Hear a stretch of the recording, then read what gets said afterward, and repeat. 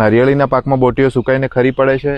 આ 5 કારણો હોઈ શકે છે. નારિયેળમાં આ સમસ્યાને બટન શ્રેડિંગ કહેવાય છે અને મોટાભાગે એક નહીં પણ 5 કારણો જવાબદાર છે. સૌથી પહેલું કારણ અનિયમિત સિંચાઈ કરવી. વધારે પાણી કે લાંબા ગાળે બંને નુકસાન કરે છે. ઉપાય સતત ભેજ રાખો અને મૂળ સુધી પાણી ભરાઈ ન રહેવા દો. બીજું કારણ બોરોન, કેલ્શિયમ અને પોટાશની ઉણપ. આ ત્રણેય વગર મજબૂત બોટી બનતી નથી. ઉપાય ઝાડ દીઠ કેલબોર 25 થી 50 ગ્રામ અને યોગ્ય પ્રમાણમાં એમઓપી ખાતર વાપરવું. ત્રીજું કારણ પોલિનેશન ના થવું. જો મધમાખી ઓછી હોય કે ગરમી વધુ હોય તો બોટી સેટ થતી નથી. ઉપાય ખેતરમાં બિનજરૂરી ઝેરી દવાઓનો ઉપયોગ ટાળવો. ચોથું કારણ ફાઇટોપ્તોરા ફૂગ. જો બોટીના ડીંડિયા પાસે કાળા ડાઘ દેખાય અને ખરી પડે. ઉપાય કોપર ઓક્ઝીક્લોરાઇડ 3 ગ્રામ પર લીટર અથવા સાપ 2 ગ્રામ પર લીટરનો સ્પ્રે કરવો. પાંચમું કારણ સૂક્ષ્મ જીવાત કે ટોચ કોતરી ખાનાર ભમરા એટલે કે બીટલ.